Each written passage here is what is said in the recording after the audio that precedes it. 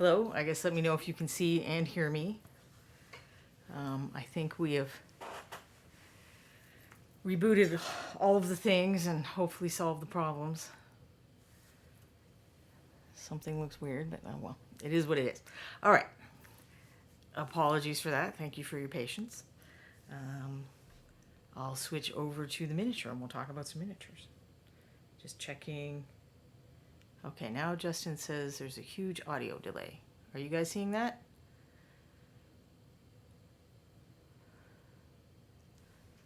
All right, let me try to remember what I do for that.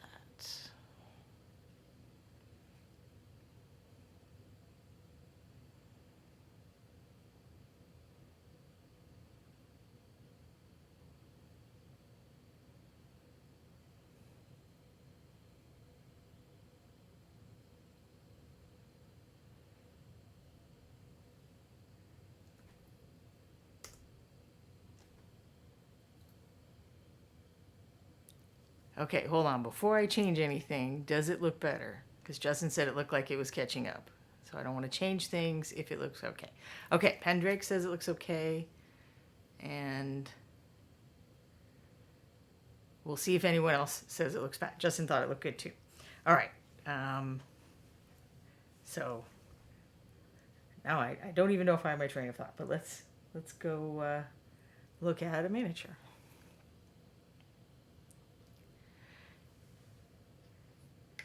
Well, this is not a very exciting miniature. I think you all know this guy.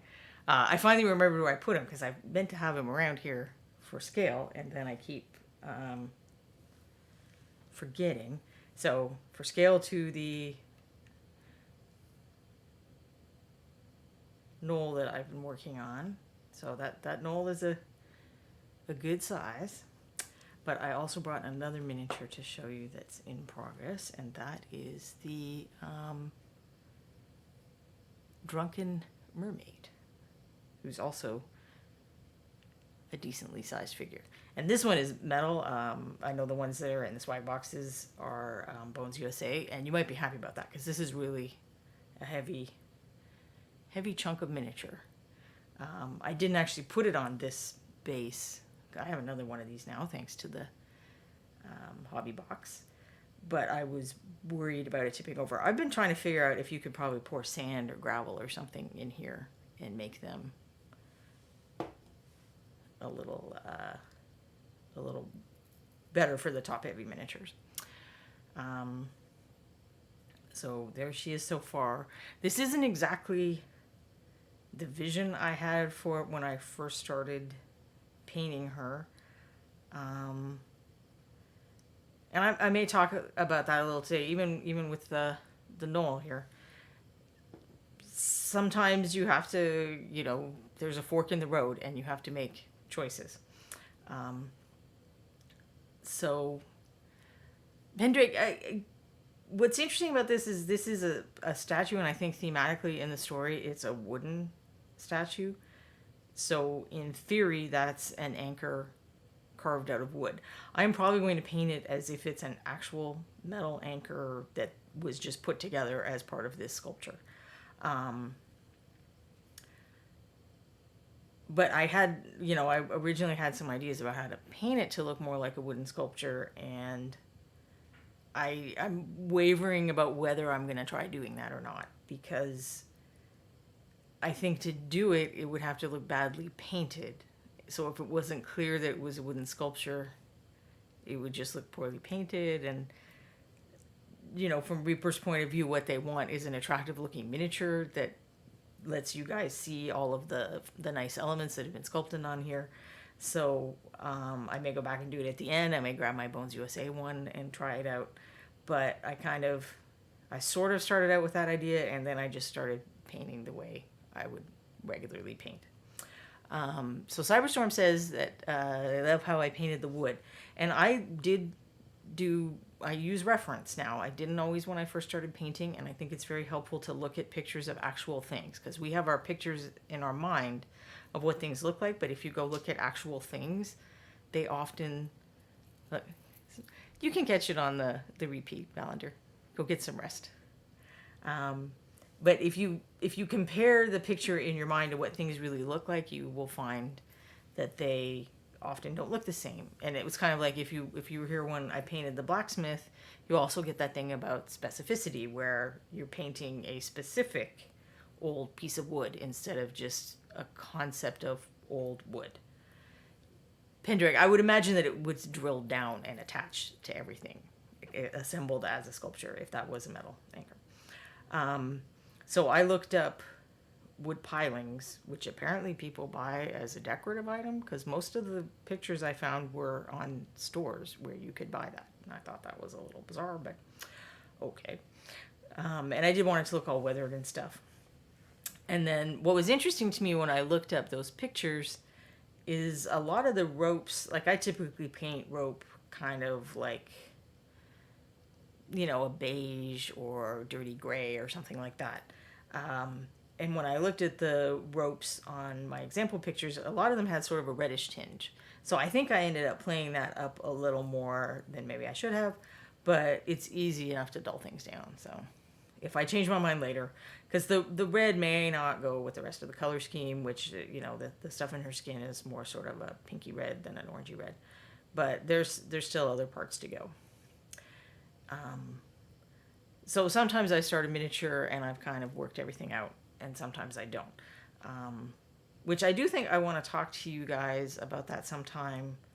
The idea that we're trying to do a lot of things at the same time, and that makes things harder on ourselves than it needs to be. If you are familiar with traditional art at all, people will do a thumbnail to work out the composition, and they'll do a value study to figure out where things should be dark and light, and they'll do a color study to test some other colors, and things like that. So you'll have the sketch, and then you'll have these separate. Now, not everyone does all of those things all of the time, but certainly when you're learning or trying something new, the more you can break each of the tasks out into a separate step, the easier you're making it on yourself, because you're just kind of thinking about one thing at a time. And when we paint miniatures, we're trying to just paint, like do all the things at a time. I'm trying to figure out my color scheme. I'm trying to make things light and dark where I think they should be. I'm trying to wrestle with the paint and do the blending or the texturing or whatever way that I want to apply the paint. And I'm trying to do all of that at the same time. I am making my life more difficult. So even with this figure, although I took that kind of approach, and I've practiced that a little more, learning it the hard way. But I found even now, like even today, even though I've been painting a while, if I break stuff out and do studies and stuff, it will often look better than if I just kind of try to paint on the fly. But even for this miniature, it's like I painted the hair kind of just straight, darker green in the crevices and lighter green on the, where the folds go up and stuff like that. And then I went in later and glazed in blue. And when I painted the tail, I went in later and glazed in magenta. And I glazed in some blue on the pilings. So I'll often kind of just play it straight, get my color and my value established, and then go back and add color complexity and visual interest and stuff like that later. Which is kind of a similar thing that is probably going to happen with the knoll here. Because I was working on the non-metallic metal last week, and this is just straight, they're slightly off grays, but it's pretty close to neutral gray. So there's nothing special about those grays, and in fact, there's so much nothing special about them that they're kind of boring. And then the other problem is, does this non-metallic metal suit this character? It's awfully clean and shiny and stuff, so it may not suit this character type who's supposed to be a knoll pirate and who clearly does not take great care of his clothes or her clothes. Since we learned all about hyenas, this is probably a her. So I'm okay with that right now, because I can go back and do stuff later to change that. I don't have to figure all of that out at once. So I could concentrate on the blending and the decisions about where do I want things lighter and darker so that it looks like shiny metal, and then I can go back and do stuff later. And then the fur, I had talked about doing spots, and I haven't done any spots. I'm probably going to do spots today, because I figured that's something I can do when we start putting color on the pants while that's drying. I'd also talked about how actual hyenas their legs are often darker, and I've decided not to do that on this. So I like the idea of it, but it's one of those things where you kind of have to juggle different needs. And in this case, I think the need is for you to be able to see the feet clearly and understand it, and keep the fur parts, and there's some fur on the back of the legs as well as the tail, looking darker. Well, okay, that's long fur, and the light color is short fur, but so it's not really skin, it's short fur versus long fur, but I want the long fur to look darker. So to do that, I abandoned the idea of painting, from like the knee or elbow down as a darker color. If this was a larger scale figure, maybe that would become more feasible again, but for this figure, I decided not to do that. So let's see, Trash has a question. In your paint process for display level stuff, are you more of a start with darks and layer up, or midtones and paint in shadows and highlights? I typically paint midtones and then paint in shadow and highlights. I do think if you are having trouble figuring out where to put your shadows and your lights, that starting with the midtones is probably helpful, because you're starting with this is kind of the overall color, and then you're adding dark where you think it should be darker, and you're adding light where it should be lighter. If you paint up from dark, you add another step to the process, and that you are now also having to remember, where should my midtone be? What's this? Because often your midtone should take up a larger area than your shadows and highlights. The midtone is kind of the color that the thing is. So if this shirt is meant to look pink, if I make too much of it dark pink shadows and then white highlights, like the way you're seeing me all glared out because I got the lights on, it's not going to look right. You're actually not going to understand that this shirt is pink. So you can see that happening. You can see that exact thing happening on my shirt. This would be if I painted this shirt and I used too many highlights. And that can happen whether you start with the mid-tone or you start with the darkest color and work up. But for my brain, and if you're someone who's having trouble with this, I recommend trying it. Just start with the shadows. Shadows are what makes the form. So shape is a circle. So you draw a circle on paper, that's a shape. Form is the 3D version. Now it's a cylinder, it's a form. And shadow is what helps us see that, to see things as three-dimensional. The highlight is great and it makes the pop and it can make things look really sexy, but the shadow is like the most important thing in terms of making things look more three-dimensional. But definitely it can be a lot faster to paint from the darkest color up.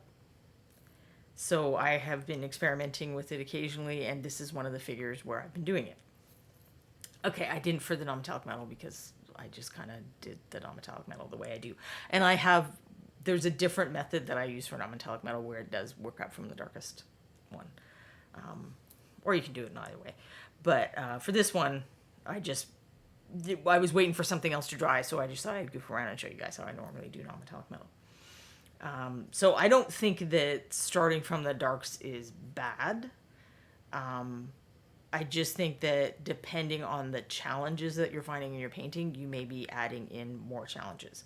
Because then the other challenge you have is if all of these darks start roughly the same, is it overall going to look roughly the same in value? And we talked about that with some figures recently with the bugbear, how the skin was paler than the fur and the cloth, and that helped you read the miniature. So if I'm starting from dark, there's that risk that if I use kind of the same value dark starting spot and work up from there, if I change that figure into black and white, it's going to look like Zenithal Prime, essentially. It's going to look like I primed with black and then went over it with white, and everything is the same value. And that robs you of one of your key tools for directing focus and creating interest. So let's find out what happens if I turn her to Grayscale, because I actually haven't looked at her in Grayscale yet, and it's good exercise to do. But if you weren't here the last time we did this, we're going to go through some psychedelic 70s stuff before we get to Grayscale. So hopefully none of you have taken any drugs today. All right, there we are in Grayscale. And you can kind of see the idea of what I'm talking about. Her face is way lighter than her hair. So your attention goes more to the face. Plus then you have the contrast of the dark eyebrows against the light highlighting. And then the tail is dark. It has texture, so it's drawing your attention that way. It may even have too much texture. I don't know, but I figured I'd go with it. And then even on the pilings, the fact that there are places where it gets darker, so it's darker overall here, and then it's lighter overall here, that's partly why you like looking this. A couple of you have commented that the wood pilings look really good. And it's because I added variation. So there's variation of color, but there is also variation of value. It's not just all of the crevices, I did a wash and they're all the same, and then I did dry brushing and everything's the same. I did do some of that, but then I went in and added more shadows and added a few places with more highlights and stuff like that. So if I start everything from dark and I'm not careful about it, it's going to be hard to get here. Let's see what he probably, so the gray pants are really light still, so he's not a good example, and I did not really bring any other miniatures. Even here, the chainmail is a lot darker, so his outfit stands out a bit, and then you've got the texture difference, which shows up more almost in the black and white than it did in color. So I'm getting a lot of contrast value out of the texture difference on this figure. Let me think if I have. Actually, let me just roll back here and get these guys. Get a couple of the ones. I'll bring back some of these Learn to Paint Kit figures from the Kickstarter. So this figure, I think, does not do that very successfully, and this is the kind of thing you might end up with if you start with your darkest color and work up. So you might start your skin like not quite as dark and then work up, and maybe the other stuff was a little darker, but it's a little chancier that you could have a result like this. Zoom in a little more even. Although it does help to, when we're talking about this, it helps to look at things from afar, because you get that impact of how the light and dark is making it easier for you to see what's going on with the figure. So there's the bugbear. He has some stuff going on with saturation and color too. And there is the blacksmith. And each of these figures does that part to a better or lesser degree. Now, granted, all of these were painted going from the mid-tone with the shadow and highlight, but it still gives you the example. And if you imagine this guy and I did a light tan for the leather instead, he wouldn't be overall super dark, but it would be the similar problem just with light colored materials. And I've seen people do that a lot. You're painting something like the classic Fair Maiden, or it is something like a priest, and so you want their thing to be white, and then they're holding some parchment, which is white, and then they're an old man, so their hair is white, and their skin is very fair, and then it's just a fair blob instead of a dark blob. So the same issue can happen either way. Hi, Matthew. I set the camera to black and white because sometimes it's very helpful to look at your figures in black and white so that you can judge how well you did the value differences. So in these two figures, I used value in a better way to break up this figure so that you can see what areas are what, and it didn't work out quite as well on this figure. I will switch back to color now. I think we have to go through one or two weirdnesses before we get there. There we go. There's normal. So the same effect is happening when you look at them in color, these two particular figures at least. But sometimes you can, I mean, there's different ways to add contrast and focus with color, and those are good to use, but value is kind of like the foundation that is the best to build on, so it's good to think about. But a lot of us have trouble seeing value in color. Like, one color that we have a lot of trouble with is red. We tend to think of red as a much lighter color than it actually is because it's so vivid. So to our brains, it's like we think of fire and bright things. But if you do the black and white thing with red, you'll find out that it's really a dark color. Like this red is almost as dark as the dark browns. It's not quite as dark as the blacks, but it's as dark as the dark browns. So it's great to use color and saturation differences on your figures. And, for tabletop miniatures, if you're doing stuff like Zenithal Prime or painting from dark to light, rely on those even more as a time saver. But if I'm really trying to push my contrast and think about value and focus and stuff like that, for me at least, it is easier if I do that starting in the middle and then working up and down. It will depend sometimes on the color, sometimes on the type of figure. When I paint white, I start with white. When I paint black, I start with black. So I don't have a lot of rules, but typically I do paint from the middle color to the darkest. I start with the middle color, I add the dark colors, and then I add the light colors.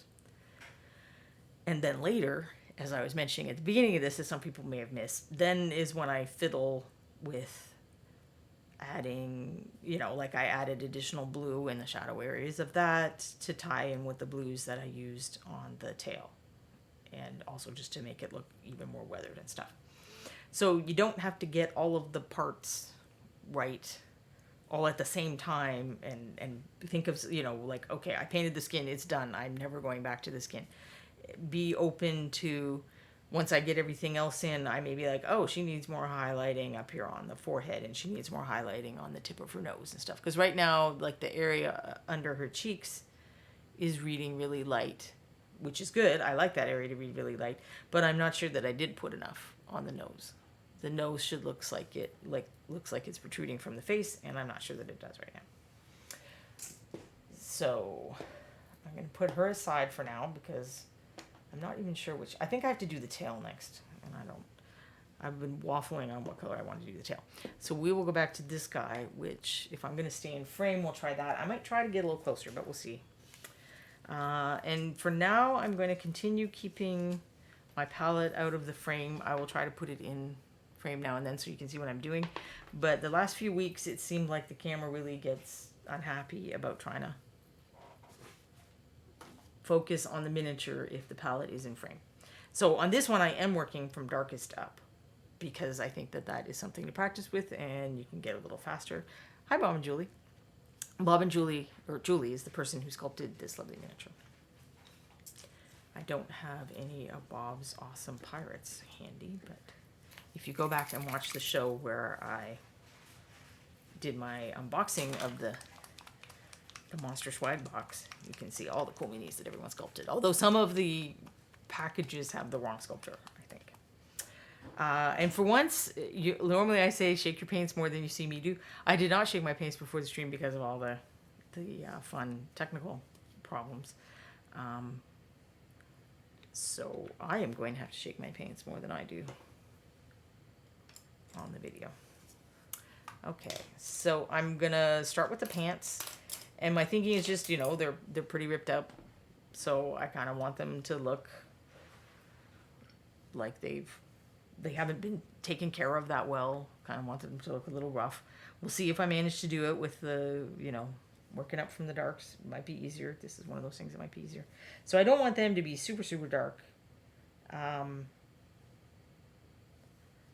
Because they should be sun faded and stuff from his adventures or her. I decided that this is one. Adventures of Pirating.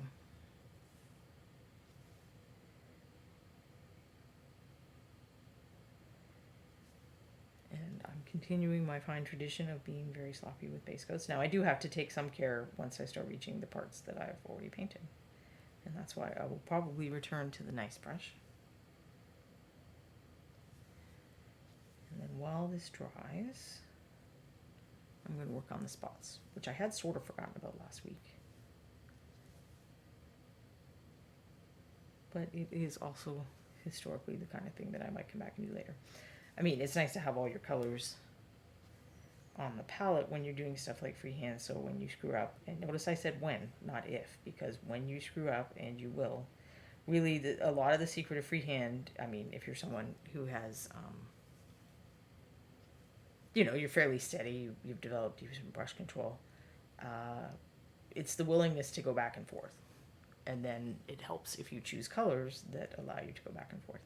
So this is just paint straight out of the bottle. It's just a drop of paint. I did forget to mention the paint in the end. And to keep thematically, I'm using Storm Chaser Blue, which is not in this year's swag boxes, but was in last year's swag boxes. So it is also piratey themed. I'm pretty sure there are some other Reaper Blues that are kind of in the ballpark of this.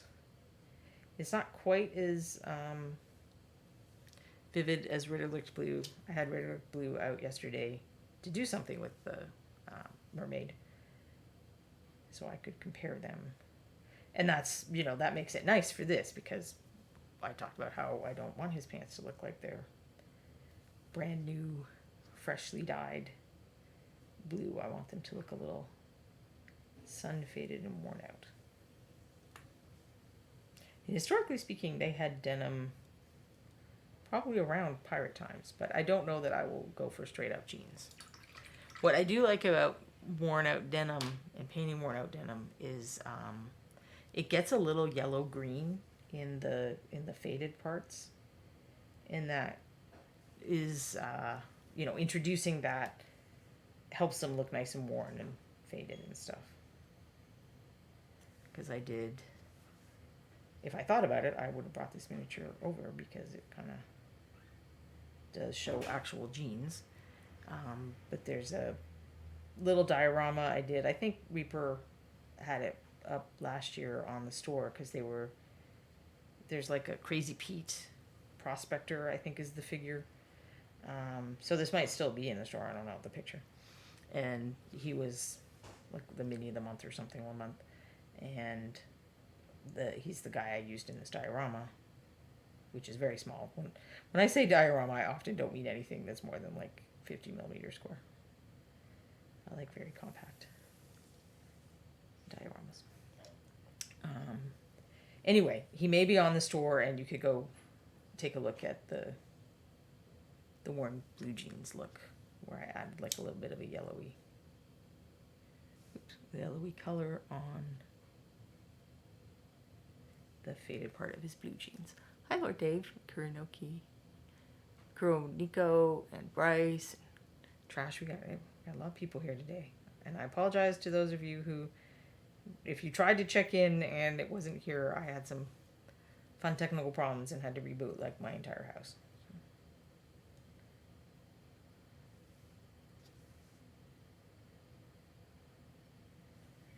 We have this weird thing with our router.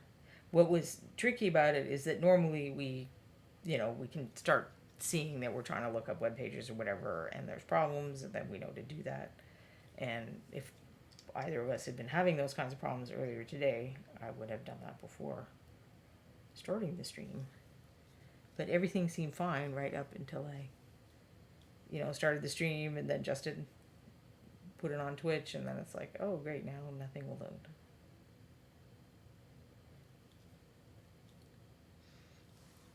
So chances are good I'm going to need a second coat of that. But while that is drying, I'm going to think about the spots.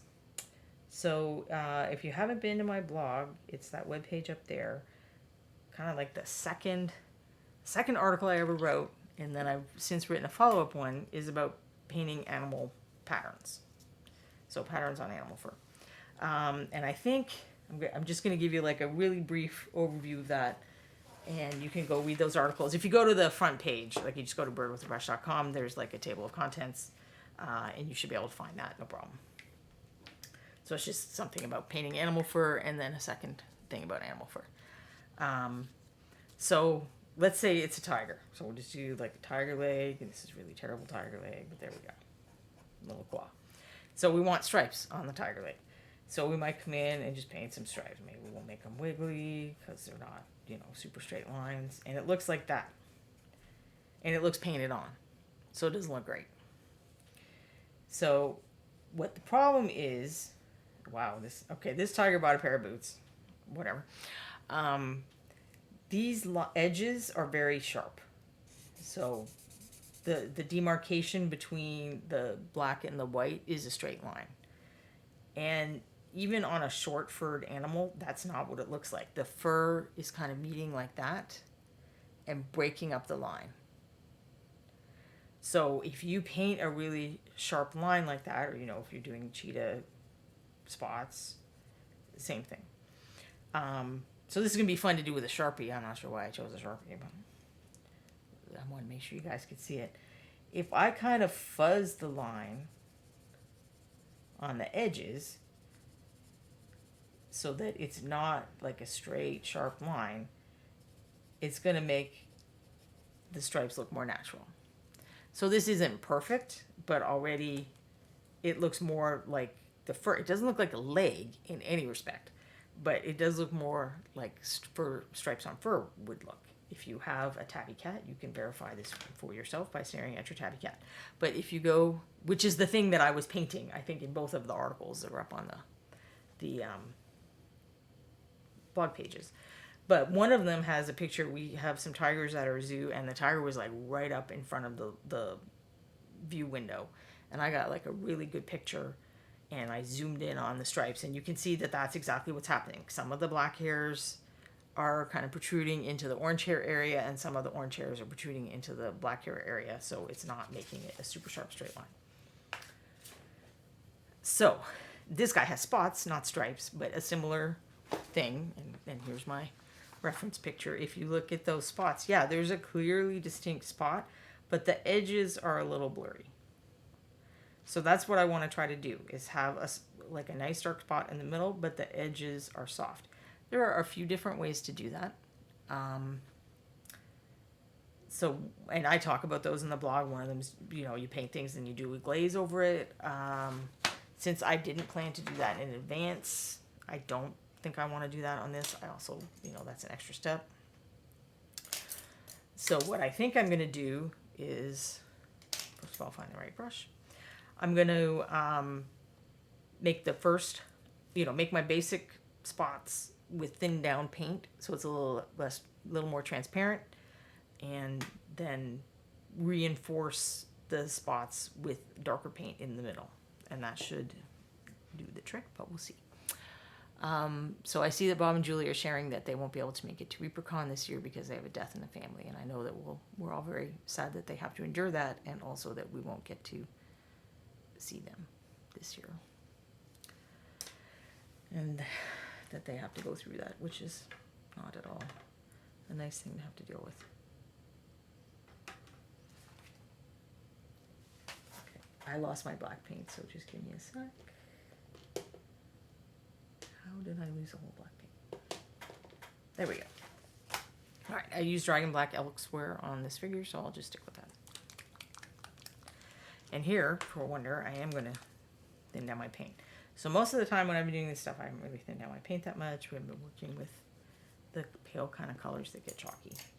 But this one I do. And I'm going to go ahead and thin it with brush on sealer just to keep it more viscous. If I add water, it's going to be runnier. It's going to flow around the palette a bit more. This is essentially just like adding some transparent paint. Now my experience has been that Dragon Black is not a super potent black. So I'm just going to start with one drop and see where I am. I'm doing my usual test on a printed piece of paper, and I cannot see any of the text under there, so clearly it is too thick still. And since I'm adding more, I will also add one drop of water along with that.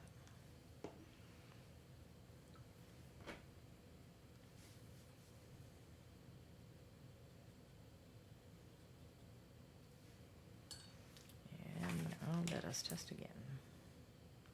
No, the tiny brush. So that's better, but it's still, you can see that it's making a sharp line on the paper, whereas these thin ones, it's not quite as sharp. So I think I will still add, Dragon Black is surprising me. Another drop, but I'll probably live with this. And then if I need to mess with the edges, there are other ways to do it, so I will look at other ways to do it. Because that is definitely looking more transparent to me. Yeah, that's probably going to be good. And now I'm looking at my reference picture a little to try to figure out where to put the spots and what the spots look like. So there aren't a lot of like true circles in the picture that I'm seeing. There's a lot more kind of oval shapes. So I'm going to keep that in mind. And there's places where, two spots touch. It's not like a leopard where every spot is on its own.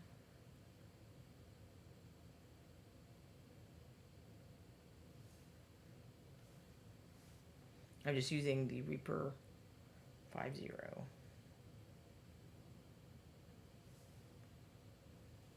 And I'm definitely going to have to come back and reinforce some of those because you probably can't even see some of them.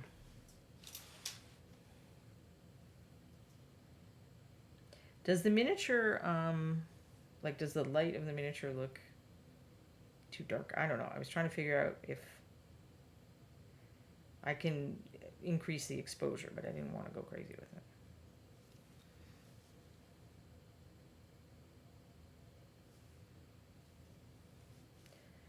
So for the benefit of those of you who haven't been here before, what I'm doing when you don't, I mean, you're not seeing the brush because I don't have my palette on there, but this is watery paint because I just put a bunch of water in it. And I often will load my brush where I get a fair amount of paint on it. So I'm coming over here to a sponge. You could use a damp paper towel or even a dry paper towel. And getting off the excess so that I have an amount on the brush that I'm confident I could paint a line and the paint's not going to drift. So this is detail work essentially. So I do want to take a little care, and that's also why I have a little paint on my thumb. Sometimes I will double check on my thumb.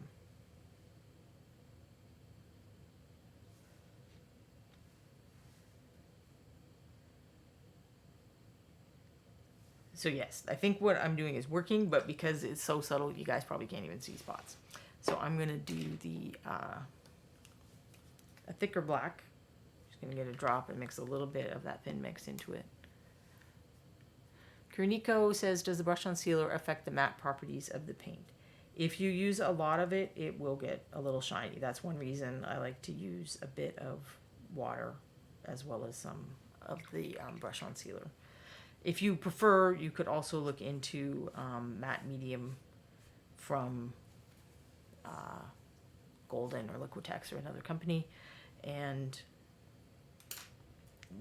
probably you could play with adding some of Reaper's, anti-shine additive. This is, so essentially, and there may be other things in here too, but largely this is the binder part of paint with no pigment added, and then they add some of this, which is also the same substance that is added to all the Reaper paints so that they are matte, because many pigments are not matte by nature. This is potent but dangerous because it's really easy to start getting like a frosting effect. Like if you've ever sprayed matte sealer on your miniatures and you got like little white bits in parts, that was this happening. Where if you have too much of these matte additives, it can cause frosting. So it might be possible to add a little more of this to your brush on sealer. If you like using it this way, it's probably safer to matte seal. If you like to thin down paint a lot, as I do, to do glazes and stuff, if you end up with shininess, which I very rarely do. I mean, occasionally I'll have a problem. I think last week I was showing a figure I'd done with a woman with a glowing ball, and I did have problems on that figure, and I probably should have worked harder to get rid of I'm just trying to see where I did the original light spots because they're so light that I can't even see them. So that figure I probably should have broken out the dull coat. I don't remember when I painted it, but it was entirely likely that it was like February, and that was just not a realistic answer for me, but it certainly did impact the photos. But typically, I don't have a lot of problems with too much shine. So let's take a look at her tail again. In fact, I meant to put her upside down so that you guys can see exactly how dark I'm going in some places. And that it looks weird from this view, and it's okay if it looks weird from this view because this is not how we're looking at the miniature. So if you're painting... And things start looking weird because you're moving the miniature around to get places, stop and look at it from the correct orientation before you start dulling down your contrast and making changes. Because as long as it looks good from this angle, that's what you're after. So Lloyd Dave said, I did not know about the frosting potential. Good to know. Let me go back to that just a little because there's a couple of... So there's a cool hobby tip and there's kind of a safety tip. If you use this product... shake it a lot every single time you use it. Because what can happen if you don't, and I'm getting near the end, in fact. So I'm down to, about the bottle's about this full, I think. So if I have shaken this inconsistently throughout the life of this bottle, what that means is that I have not always shaken up the matting agents that are at the bottom. So when I get to the last third or so, it is much more likely to frost because more of this is. So when I was painting, when I was using this originally, there was more of the clear binder fluid floating at the top because I only went and considered that shaken enough. And this is heavier, so it's going to be concentrated at the bottom. So if you use this product, and it's a great product for a variety of uses, shake it and shake it some more every single time you use it. Like way more than you shake a paint. I mean, maybe not as much as you have. Like I've heard Viejo paints and a couple others, they're more viscous paints. You have to shake them a lot. So it's not like that. It's just be thorough about it. And also if you use this.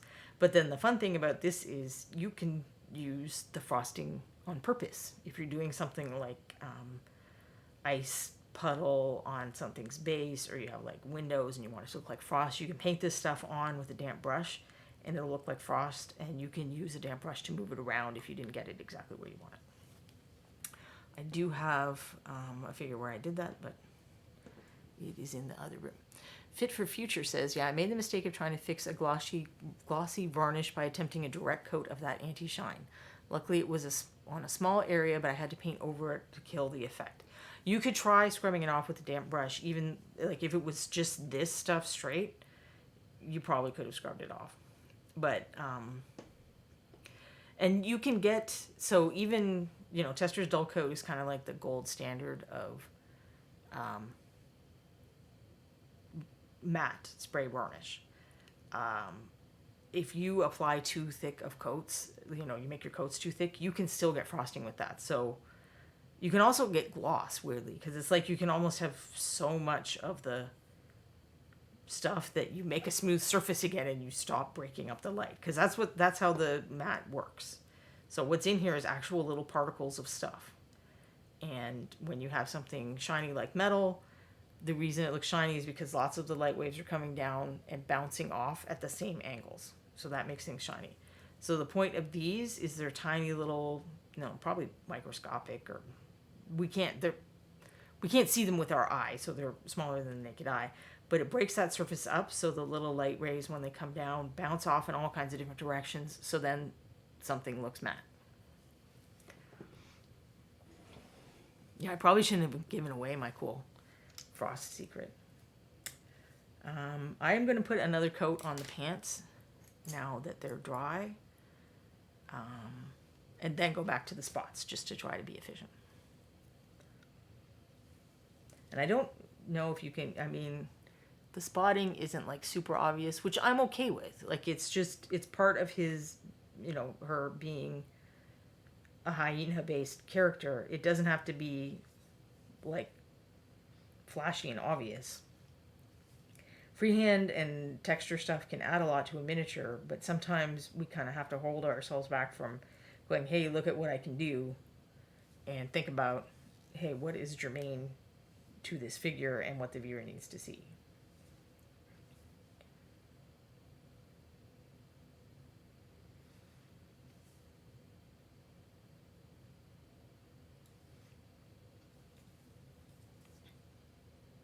So I don't know, was it helpful to see the upside down of the mermaid? She may not be done enough for it to fully be interesting to see, but I want to try to remember to show that kind of stuff more on stream. And if you get the chance to see other people's miniatures that you like at ReaperCon, and you check with them first, of course, try doing that. Try looking at it sideways, if it's safe and they've allowed it. Look at it upside down. And you may find that it looks a lot different than you think. Like some miniatures don't even look neat and clean when there I'm seeing a little piece of gray that I've forgotten. If I hadn't fixed it, honestly, you probably wouldn't be able to see it unless you turn it upside down.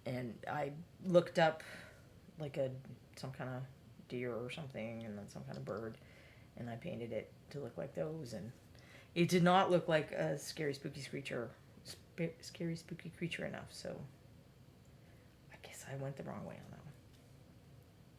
I don't totally disagree with him on that one, but sometimes, very occasionally, using reference has got me into trouble. But overall, I highly recommend using references. So the reference here gave me the, it's darker around the muzzle, lighter on the ears, kind of what the spots look like and where to place them. But then I went with the more traditional D&D color scheme for the actual colors. All right, are the paints dry? Almost. Dry enough that I can start looking at colors. But I'm going to come in and put my lines just before I start doing any detail painting. Fitch for Future asks, how are inks, glazes, and contrast paints different? Well, ink... Okay, in modern day, so traditional ink is different. Traditional ink is made with a shellac, and I do not recommend that being used on miniatures. When I first started painting, a lot of people who used inks complained about them. If they did stuff on top of it, it would pick up.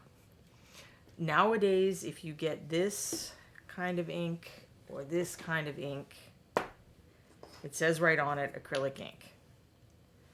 This doesn't say that, but it is called okay, I'm not sure why it doesn't. It's called high flow. Yeah, I don't know why it's on the side instead, but it's called high flow. These are acrylic paint in a very fluid consistency. That is great. That is what you want to use. So I think Winsor & Newton may be a brand that still makes traditional ink, so I wouldn't buy those to use on miniatures.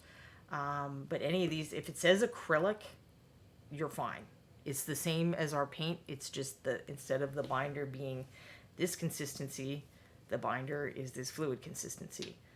Tube paints are the same as our paint, except instead of the binder being this consistency, the binder is a much more viscous consistency. Vallejo inks are acrylic inks. I almost guarantee it. If it says acrylic on it, they can call it ink all they want. It's just thin paint. Liquitex does this. So they do this confusing thing where they name the product similar to the traditional products it's most like in consistency and usage. So people you shouldn't use these in fountain pens, actually, because pigment inks can block up fountain pens. But people use these for drawing the same way they would with traditional inks. So they called it ink. I like Golden because they don't do that. So in some ways, I think it's nice that they try to describe their products in different ways. So as long as it says acrylic, it will work fine with miniatures. It will do what most of the tutorials you're going to find that talk about using inks do. The main difference between them in terms of, what's the difference between this and this? I don't have an exact color match. So if I had one that was just phthalo, that was just PB15-3, the difference would just be the consistency, really. So this is going to be a little more transparent, so it's easier to thin down and do glazing type effects with. These often are pure pigment. This one, this is like 3 things, which is too many things, really, for an ink. I think I just like the color and I didn't think about that. But the color intensity may be higher than you're going to get in a lot of miniature paints. So they also work well if you want to bump the color up of something. If I, decided that this blue wasn't blue enough, I could thin this down and paint over it and it would bump up the amount of blue. I can use Reaper's Clears the exact same way. Reaper's Clears, in terms of usage, if you think of them as being similar to ink, it's just the consistency difference there. But they're going to be more transparent. They're going to be like a more intense pigment because they're single pigment or closest equivalent. I typically don't use inks other ways. Like if I want to wash, I just make a wash. I just get whatever color I like and I make a wash, and I don't care what paint it is. If you like pre-made washes and glazes and contrast paints and stuff, that's fine. It's really just what kind of binder did they put in to make it, is what the difference is. There's some additives as well. If you go on, I think this was a public one. If you go on the Reaper YouTube channel from Reaper Virtual Expo, there were a bunch of classes, and I did one called Additives, Mediums, and Texture Paste So My, or something like that. And I talk about what is glaze medium, and what is binder, and what is flow improver, and we were talking about this anti-shine. I go through all of those products and what they are and what they do and why you might or might not want to use them. So a lot of things like ink or glazes or contrast paints are pre-mixed versions of using those additives and mediums to mix stuff. So they're still acrylic paint products. They're just acrylic paint products that have a slightly different behavior than the one you may typically use. Trash says he uses white inks for zenithal priming as it sprays finer than most paints, so it makes an overall smoother effect when it matters. Yes, that is inks, because of that binder, it's nice and smooth. And they probably, titanium white's titanium white, so I'm not going to say the particle's smaller or whatever, but they do seem to work well for that they will get you a really nice bright white finish. But there's nothing inherently, unless it's a traditional ink, in which case what is inherently different about it is something that may not work well for miniature painting. Everything else, almost everything else, I'll just say that you see marketed for miniature painters is an acrylic paint. It's just an acrylic paint that has a slightly different binder, or it has different additives, or other different ratio of additives than a traditional miniature paint.